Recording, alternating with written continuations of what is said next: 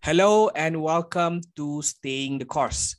Today, we are speaking to Dr. Wan Zulhafiz Zahari, Deputy Dean of Academic and Internationalization and Assistant Professor at the Ahmad Ibrahim Kulliyyah of Laws, International Islamic University Malaysia, or IIUM.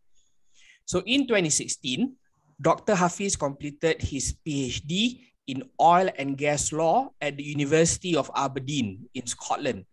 4 years later, he began a part-time MBA at Universiti Teknologi PETRONAS, or UTP, while serving as an academic faculty member at IIUM. So our conversation today is about his rationale, objective, and also motivation in pursuing an MBA after earning a PhD. We want to understand how that journey has benefited his professional and personal growth. I'm grateful and honored to have Dr. Hafiz with us today. Let's begin. Assalamualaikum. Hi, Dr. Hafiz. Waalaikumsalam, Cik Ashrif. How are you? Alhamdulillah, I'm doing good. Yourself? I'm fine. Alhamdulillah. Just enjoying time for the weekend, having this chat with you. Yeah. So the format of our conversation, Hafiz, is as the previous videos. We only have 3 questions. Yeah. But we'll play by ear in terms of one question to another on how we can go beyond what is outlined. Okay, Hafiz? Okay, cool. All right. So the first question is a very short one. Tell us about yourself. Who is Dr. Wan Zulhafiz Zahari? Okay, first and foremost, I would like to thank to Cik Ashrif for having me today. And I'm very, very honored to attend this sharing, I would say the sharing session, right? Yeah. It's a sharing session with your YouTube channel. Okay, just a little bit about myself. My name is Wan Muhammad Zulhafiz. My full name is, I've got a very long name, Wan Muhammad Zulhafiz bin Wan Zahari. Born in Kelantan, Pekalan Cepa, Kota Baru, Kelantan. But grew up in Klang, Selangor. I've never lived in Kelantan. Grew up in Klang, Selangor. Both my parents from Kelantan.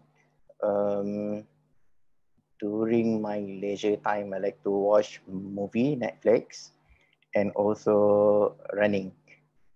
So my favorite sport is running and also swimming. Great. Why do I like these 2 sports? Because I think I could think while doing these 2 sports. Think, eh? Yep. And reflect. Maybe that's how you get your ideas or solve all the problems that you have in your assignments, yeah? Yep. Thank you, Hafiz. So I was in Pekalan Cepa for 2 years for my high school at MRSM. Okay, MRSM PC. Pekalan Cepa, yes. Okay, Yeah. cool. Which high school did you go to, by the way? I'm going to talk about it later as well. Okay, we're going to touch the second one. Great. Oh, so you want me to talk about it now? Now we can go in the second one. No problem. Okay, let me just talk about my journey, my educational background. Okay. So basically, let me just start it with my primary school. I attended primary school at SRK Lasal Klang, Sekolah Rendah Kebangsaan Lasal Klang. And also that was from my standard 1 till standard 6. And also I attended evening school. In Selangor, we have evening school, right? There's the KAFA, like under state of Selangor. I attended Sekolah Rendah Agama Taman Kelang Jaya. And then I took up UPSI, so SPRA. And then I got the SPRA, I got like a Jahit. And because of that, they offered me to enter into a religious school. So I got offered to join Sekolah Agama Menengah Sultan Hishamuddin in Klang. So I decided to join that school. And then my father here asked me, like, you really want to join this school? I was like, yeah, I want to go to a religious school. So I attended the Islamic school, the Sekolah Agama Menengah Sultan Hishamuddin, from Form 1 until Form 3. And then my dad, but I always have this, I always been fascinated to become a lawyer since I was a kid. But my father, he always wanted me to do sciences and to become an engineer. Okay. Okay. And then my father, he encouraged me to go to MRSM, which I did. I went to MRSM, Mata Mendasan Semarang, Serting Negeri 9, Form 4 until Form 5. And then again, after I completed my SPM, again, my father, he tried to encourage me to do engineering. Well, I want to do law. Yeah. And then he even like accompanied me to attend like interview for UTP, to get a scholarship for UTP. But I told my dad that no, I want to go to UIA. Why I'm going to talk about it later. One of the reasons I want to go to IIUM because I want to do law. Yeah. So I fill up the form, law as my first choice, and engineering was my second option because I was a science student. Since at that particular time they've got policy, any science student they're not going to offer art subjects, art courses. So they offered me engineering, which I did engineering for 1 semester, and then I changed to law at IIUM. I see. Okay, Alhamdulillah, I managed to change to law, and I survived. And why IIUM law faculty? I did research previously. Only law at IIUM can offer 2 streams, civil law and also Sharia law. So we can do, they offer like a double degree programs. So civil law, we're gonna do it in English, and then the Sharia law, we're gonna do it in English. So after completion of 5 years, it's like a concurrent program from first year until 5th year. And then after completion of 4th year, they're gonna award LLB, Bachelor of Law, and then after completion of 5th year, they're gonna award, the university gonna award Bachelor of Sharia, Bachelor of Law in Sharia. So it's like a double degree program. So the civil law will be conducted in English, the Sharia will be conducted in Arabic. I see. So that's how it works. Wow. Okay. So Hafiz, I'm just curious, this is at the age of 17 going into 18. You were quite firm right after the completion of SPM that you wanted to do law. May I know what exposure or experience that you had when you were in high school or MRSM that sparked the interest in law? I don't know. I always have like interest to watch like a law related to movie related to law, and also I know that is my strength. I see. And I could see myself as a lawyer rather than an engineer. I see. Okay. So the clarity was obtained quite earlier. Yep. Okay. Okay, go on. So after 2008, you completed your LLB. And yeah. And supposedly like I have to do another year to complete a Sharia to be awarded LLB Sharia. But at that particular time, Datuk Zaid Ibrahim, he was Minister of Law, okay, and then in charge of law. So basically there was a rumors that common bar exam will be implemented soon, okay, in the near future, and another particular time in the near future. So I decided for information like common bar exam, okay. For your information, those from public universities, from selected public universities who got recognition from Legal Professional Qualifying Board, okay, the student doesn't have, once they graduated, they don't have to sit for CLP, Certificate in Legal Practice. So they can straight away do chambering, as opposed to some of the students from overseas, from the UK, from Australia, and also from the universities local in Malaysia, but doesn't have the recognition from LPQB, the Legal Professional Qualifying Board, they need to sit for CLP. But there was a rumors at that particular time that they want to impose common bar exam. So regardless they come from any universities, they need to sit for the exam. So I don't want to be caught for the common bar exams, you know. So I straight away, instead of going for 5th year, I straight away go for chambering or pupillage for 9 months at Zaid Ibrahim & Co. University Ibrahim in Kuala Lumpur for 9 months under the Islamic Finance Department. My master was Encik Megat Hizaini Hussein. And then after I completed my chambering privilege, 9 months, I was called to the bar as an advocate and solicitor of High Court Malaya. And then I work at Messrs. Jual and Gill in Kuala Lumpur. So most of my works evolve around corporate works matter, corporate legal works matter, like due diligence, draftings, contracts, corporate secretarial matters. I was in charge. I was assisting my boss at the particular Mr. Satich, assisting him for cross-site work on Khazanah's subsidiary, AQSB, Athletic Quantum's neighborhood, and also Silterra's neighborhood. So, and then I decided that, I now venture into this corporate work, might as well I go for LLM. So I decided to do LLM while working as well. So I enrolled into UiTM, LLM in corporate law. That was like for 1 year program. So the classes started from 6:30 until 10 p.m. Wow. 6:30 p.m. until 10 p.m.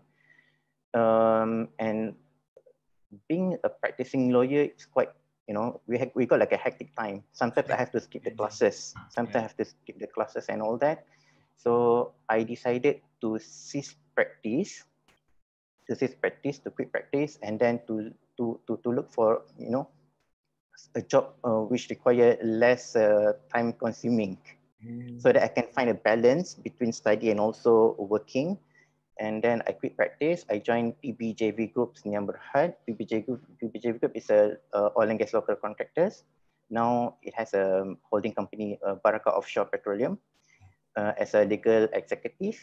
So I managed to complete my study at the same time with distinction, alhamdulillah. And then I got a scholarship as well from IIUM as an academic trainee, where they can sponsor me to do my PhD.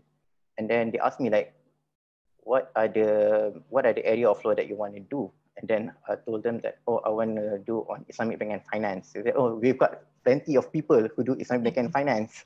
Okay. So why don't you do something else? I was like, okay, can I do on corporate legal matters? Like, we've got the corporate, lot of corporate experts here as well, corporate law experts, like Prof. Iman and all that. So think of something like, we don't have it here. Being like the legal executive in the oil and gas company, I was like, maybe I should do something on oil and gas related law. And then I found like a problem in a company, while working, like, okay, maybe I can change this problem as an issue to become a PhD thesis, which I did. I changed it into a research proposal and then and then I did search like which is the best university for oil and gas law. And then I found Aberdeen University because they have this Center for Energy Law and whatnot. And then I signed a proposal to University of Aberdeen and got accepted. And I was there for 3.5 years. And then I come back here, and then I serve my bonding with the university. I see. I'm just curious, in the process of applying, you were trying to find a niche, right? Because the challenge that was posed to you by UIA at the time is that we have enough Islamic finance lawyers, we have enough corporate law PhDs, right? So you zoom into oil and gas, maybe perhaps because of your stint in the organization, in the organization that you were employed with as well. What was the process in narrowing down to Aberdeen? I know Robert Gordon University is there. University of Aberdeen, of course, is there. What was the process in screening those universities, Hafiz? Okay, one of the requirements set by the Ministry of Higher Education that it has to be top 200 universities according to the Times Higher Education. So I look at the ranking, okay, in order to pass the requirements. And also, why did I choose Aberdeen over Dundee? Because of, Aberdeen is like, I think Aberdeen is like the hub of the oil and gas, right? I think that is the best place to do PhD in oil and gas. All right. Oil and gas law. Briefly, your dissertation. Can you give us an overview on what was the dissertation about in an understandable manner? Okay, I was looking at the risk allocation in a particular contract, risk service contract, entered into the contractors and also the operators. Okay, the contractors could be the local contractors or international contractors. I see. On a service contract with the operators, could be PETRONAS Carigali and whatnot. Okay, the PSC contractors. So how they actually allocate the risk. I see. Okay, so I was looking. There's a indemnity clause, and then there's a argument that the indemnity clause was unfair. So how to find the best model for this particular indemnity clause? How to find the ideal risk allocation between both parties? So I was looking at the problem in Malaysia. I conducted survey studies and all that, and then I was looking at the contracts, and then I compare. I made a comparative analysis with the practice in and also the legal framework in the UK and also in the USA. So and then I made the proposals and how to go about the law in Malaysia. I see. So risk allocation, yeah. Thanks for sharing. So you came back 2016, and 4 years later you went for that MBA. So walk us through on that process of 2016 to 2020 on that 5-year period. Okay, when I come back as a junior lecturer, and then I was given position as an assistant professor, I was assigned tasked to teach a company law, okay, which I'm okay with that because I did my master in corporate law, right, and also I had some experience working in the previously on the corporate matters, and also some of the Islamic for that was for undergraduate, and for master student I was assigned on the Islamic finance law, Islamic finance contracts, Islamic banking documentations, Islamic capital markets and documentation. Okay, so I understand on the law aspect, legal aspects, but when it comes to the business aspect, sometimes I lack on that aspect. I'm still lacking some of the business aspects. Okay. And then we understand we can talk about all these solvency tests on the law and whatnot, but that was on the theoretical legal aspects, but how they actually calculate and whatnot, we don't know. Unless we actually know how to do the calculation on the corporate finance and all that. Okay, that's on the legal aspects. And then I was selected, and then after a while, after joining the university, after a few months, I think semester after, I was selected there's a special program by the Ministry of Higher Education Malaysia. They call it a CEO at Faculty program. Okay, I was selected for that program. The spirit of the program is to actually to groom young lecturers, young academics, to be the university's leader. So I was selected for that program. I was chosen for that program. So I attached with the CEO of Pesterian Berhad, Dr. Abu Hassan Ismail, for 6 months. So I was exposed to the corporate world, like, you know, he brought me to the meetings, to the Pesterian's related meetings, like, you know, on the IT stuff. Pesterian is an IT company. Pesterian is the main distributor for Microsoft, and then they do the dealings and all that. And also Pesterian has another subsidiary, Malaysia.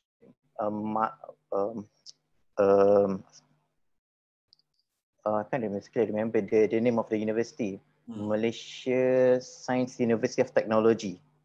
UNIMAI, University of Malaysia. Yeah, UNIMAI, University Malaysia of Science and Technology. So when he attended the meeting, so I was exposed like how he actually conduct the meeting and all that. Looking into a private university's perspective is a bit different than public university. I can imagine. Because when we talk about the private university, it's all about dollar and cents, right? When we talk about the private university, how they're going to manage the budget of the university. So it's two different perspectives when I get into this program, and it kind of and I noticed that I still lack lack of business knowledge at that particular time, both for law and also the legal aspects of law, and also for the practical aspect of the business. Then I told myself, oh, I think maybe it's about time for me to do MBA. And then I did research on the MBA programs. Of course, the MBA programs at this Ivy League University, and also the Ivy League universities, and also the university like Cambridge and also Oxford University come to my mind. And in fact, like there's a good university under the Band M. Okay. I can't exactly remember the name of the university.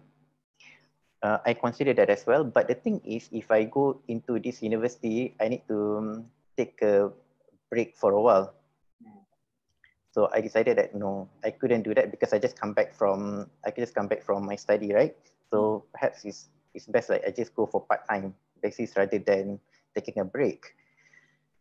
And then I was talking to the professors at the university as well. And then one of the professors, she said that, okay, rather than you go for a general MBA, why don't you focus on your aspects of research interests? And then since my PhD was on oil and gas law, and also my research interest always on the energy law aspects. So I was like, oh, maybe I should go for this MBA in energy management. And that's how it led me to UTP, University Teknologi PETRONAS. And in fact, UTP is a good university, very, very good university. So when I look at the courses and everything, plus it's an ODL. So it's really mesh my need at that particular time. Then I enrolled for the program. And Alhamdulillah, surviving until now.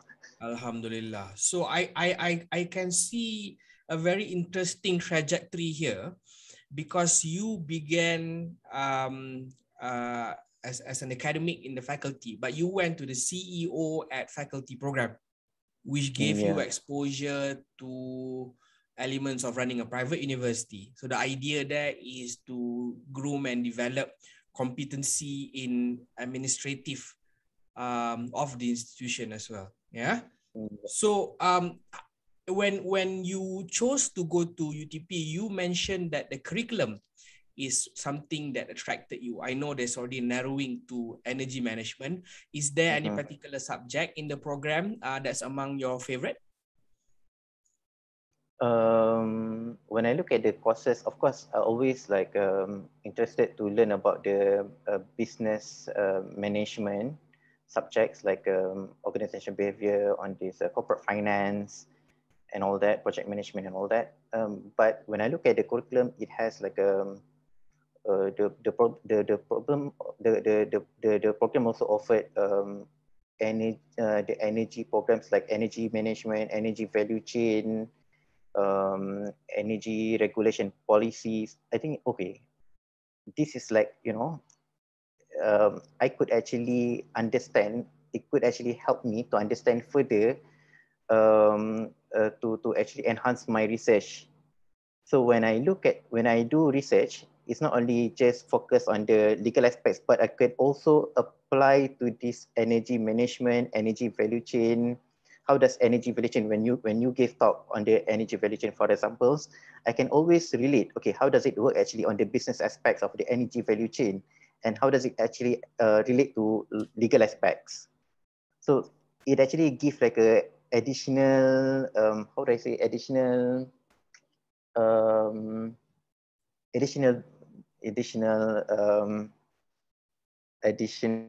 what, it's not additional value, but additional perspective. Yeah, additional perspective to the legal aspects, and it makes my research become like a more practical. Okay.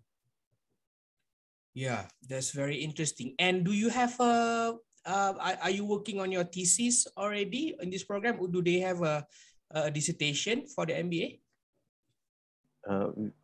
We were given like plenty of assignments. We given like plenty of assignments, and then now I'm working on the management consultancy projects. Okay. So for the management consulting project, I've chosen joint venture agreement as a topic. So I'm looking at the perspective of project management and also how the competitive strategic management can be applied into this joint venture agreement. And also it has a legal perspective on this project. I see. Okay, that's very interesting. So Hafiz, one more semester to go. Inshallah, by early of next year, you will be an MBA graduate.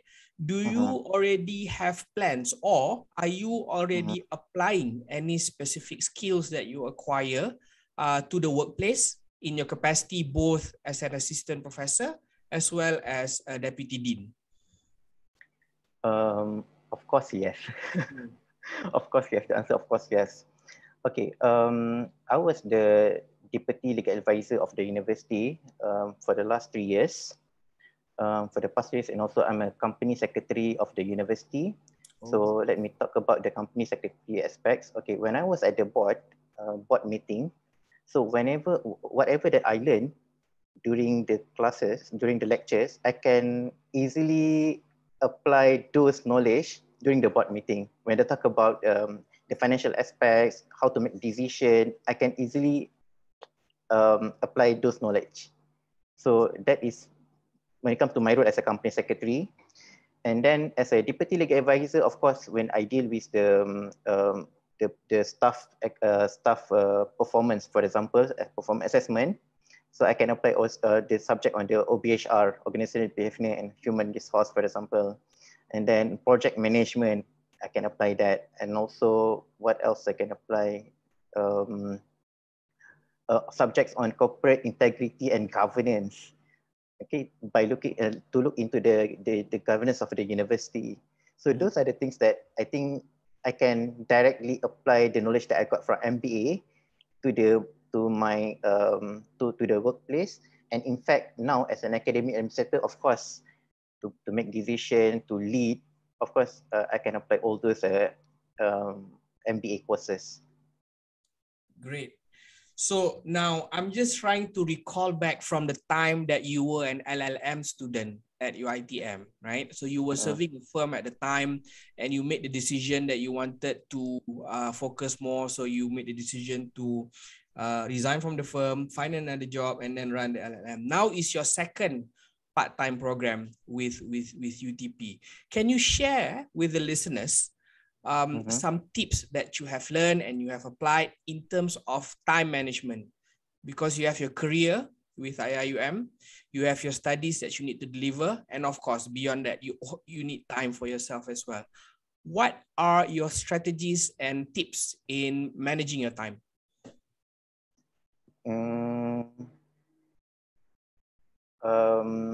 What is the tips? I've got like a list of the things to do, and I make sure that when it's the deadline and try not to go beyond the deadline, try to meet all the deadlines, be it like for my position as an academic administrator, company secretary or deputy legal advisor previously, and I'm deputy dean. And then, and also as a lecturer with the assignments, marking and all that. And also because everything got deadline, right? And also as a student, when the assignment is due, we got to submit during the deadline. I mean, like try to list like what is the priority which need to give at that particular time. Prioritization is key, yeah? Yes. Great. So my last question for our conversation is also a very short one, but is pretty much on the outlook that you have, Hafiz, on the future aspiration or goals that you might have. You are a deputy dean, you are an assistant professor, soon to be an MBA graduate. what are some of the ambitions that you have outlined, Hafiz, for the future? What's next? I look at it at two perspectives, as an academic and also as an administrator. If I'm on the academic aspects, of course, I'm going to apply whatever knowledge that I've got now to the academic field. Like as I mentioned to you on the research aspects, publication, supervising PhD students, master students. So whatever that I've got, I can share with my students, and probably like I'm gonna introduce few subjects related to energy law and also oil and gas law. Okay, and then that is for my academic path. And for the administrator, if I were given like trust to lead the universities and whatnot, lead the university. So what I'm gonna do, of course, this MBA would help me to actually to run the to run the university, and also to help me in terms of the administration, like how to do the budgeting, how to manage people, okay, how to get like the best solution for a problem, how to run a project management and whatnot. Okay. Did I answer your question? Yes, definitely. So one as an academic and one as an administrator. So Hafiz, from this half an hour conversation that we had so far, I think I gather 3 key points on how you have propelled yourself from that student who was really firm on doing law back when you were finishing SPM until the person that you are today. Number one, I think you have resilience because you have faced several hurdles in trying to aspire for both your professional and your academic aspirations. Yeah. Number two, you are always thinking about the practical aspect on what can be done at the workplace. That led you on choosing your PhD thesis as well as going for the MBA. I think you always have that, you're practice oriented, in other words. Yeah. And also number 3, I think you have clarity in terms of how you want to apply your knowledge, and also giving it forward, paying it forward back to the students whom you will be supervising. So I think these are key takeaways that our listeners would definitely can take away from this conversation. But before we end, Hafiz, for people who are considering doing masters or doing PhD, furthering their study, or people who are already in the program and are trying to find motivation, what is your word of advice for them to hold on to? Hafiz? Okay, my words of advice. Thank you for first and foremost. Before that, I would like to thank you for your kind observation. I think it's kind of true as well. And then my advice to those who want to pursue their studies, be it master and also PhD. If you want to pursue your study, that's fine. Study is good, but just don't look the master or PhD or even degree just a mere certificate. It's a knowledge. There's an Arabic proverb says that al-ilmu bila amal kasyajarin bila samarin. A knowledge without a practice, if you don't practice the knowledge, okay, it's like a tree without fruits. So we got to apply whatever knowledge that we've got, okay, be it from the informal classes or formal classes. We need to apply the knowledge. So just don't look at the degree, the PhD or masters or whatever degree certificates and whatnot. Just don't look at it as a mere paper, but it is a knowledge that we need to apply. Otherwise, don't go for it. It's not worth it. Great. Thank you so much, Dr. Wan Zulhafiz Zahari, for your time. I greatly appreciate this opportunity. Thanks for spending your Sunday morning for this conversation, Hafiz. Thank you very much, Encik Asif. Thanks again. Yep. All the best to you, Hafiz. My best wishes for your future undertaking. And I think 3 more months to completing the MBA. InsyaAllah. Good luck. InsyaAllah. Please make dua for me. Amin. Assalamualaikum. Thank you. Waalaikumsalam. Okay, thank you very much.